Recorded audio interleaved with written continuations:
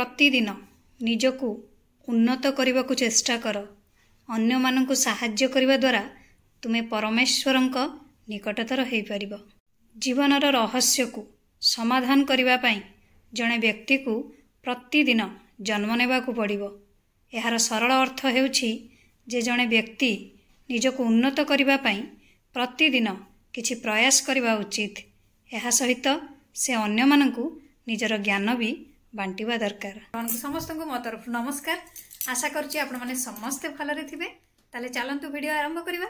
किंतु वीडियो आरंभ करबा पूर्वरु आपण मानक भितर कहि जदि आज मो चैनल ले नुआ थांती ताले प्लीज प्रथम मो चैनल टिकु सब्सक्राइब कर दियंतु। पाखरे थिबा बेल आइकन को क्लिक करंतु जहा फल रे मो नुआ नुआ वीडियो रो नोटिफिकेशन आपण मानक पाखरे खूब शीघ्र पहुंची जिवो। ताले चलंतु वीडियो आरंभ करिबा।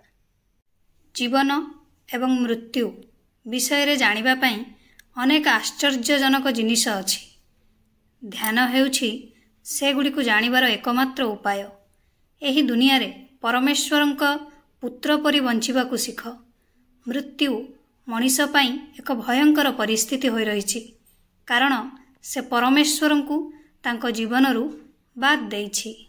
समस्त जंत्रणादायक जिनिस आमको भयभीत करे, कारण आमे जगतर रहस्य एवं उद्देश्य को न बुझी ताकु भल पाऊ। जेतेबेले आमे सबु किछि ईश्वर भावरे देखु आमर कौनसी भय नाही। आमे जीवन एवं मृत्यु रे निरंतर जन्म नेउछु।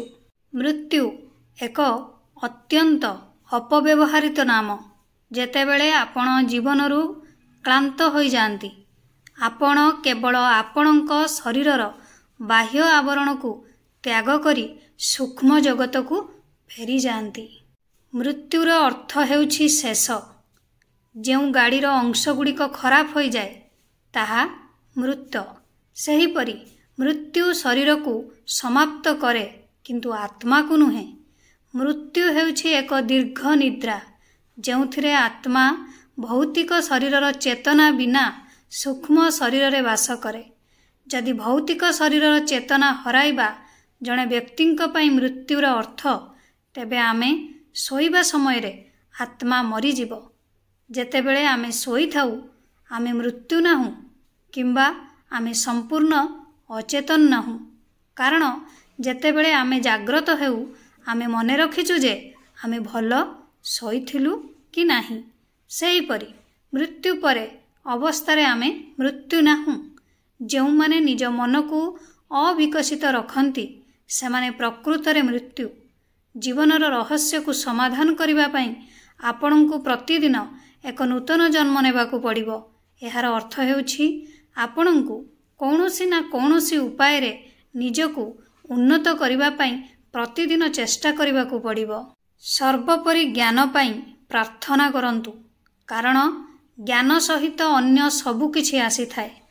मनोभाव द्वारा नुहे, ज्ञान द्वारा नियंत्रित हुंतु एवं सही ज्ञान सहित गठनमूलक चिंताधारा एवं कार्य विकास करंतु। निजर उन्नति एवं अन्य मानक कल्याण पई गठनमूलक चिंताधारा रे नियोजित हुंतु, कारण जे केही परमेश्वरंक राज्य रे प्रवेश करबाकू चाहे तांको प्रतिदिन अन्य मानकर मंगल करबाकू चेष्टा करबाकू पड़िबो। जदि आपण एही शैली अनुसरण करंती, तेबे आपण मनोभाव को दूर करुथुबा आनंद अनुभव करिवे एवं जानि परिबे जे आपण मानसिक, शारीरिक एवं आध्यात्मिक भाव रे प्रगति करुछंती। आपण निश्चित भाव रे ईश्वरंक निकटरे पहुंचीबे, कारण एही पथ स्वर्गराज्य को नहीं जाए। आशा करुच्ची आपण मानक वीडियो टी भल लागिथिबो। जदि भल लागिथाय ताले निहाती लाइक, कमेंट, शेयर, सब्सक्राइब कर देबे। मते ताले विदाई दियंतु। पुणी देखा हबो नेक्स्ट वीडियो रे। नमस्कार।